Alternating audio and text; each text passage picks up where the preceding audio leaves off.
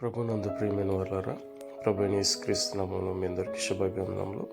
ఈ ఉదయకాలంలో కలవరి కృపాసనం మీదకు మిమ్మల్ని ఆహ్వానించుచున్నాను.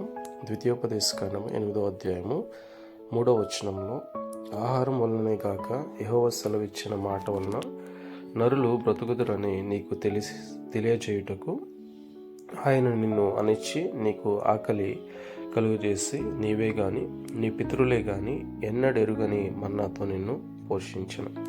దేవుని యొక్క ప్రణాళికలు అత్యున్నతమైనవి. ఆయన ఆలోచనలను, తలంపులను గ్రహించడానికి మానవునికి సాధ్యము కాదు. ఇశ్రాయేలు పట్ల ఆయనకున్న ప్రణాళిక వారిని ఆకలితో అలమటింప చేయాలని కాదు, కానీ వారు మాట వలన, అంటే దేవుడు సెలవిచ్చిన మాట వలన కూడా బ్రతుకుదురు అనే విషయాన్ని వారికి తెలియపరచుటకు ఆకాశం నుండి ఆయన మన్నాను కురిపించి వారికి ఆహారం సిద్ధపరిచినట్లుగా మన జీవితంలో కూడా ఆయన మేలు చేయటకే కార్యం చేయుచున్నాడని విశ్వసించి ముందుకు సాగిపోతాం. ఆమేన్.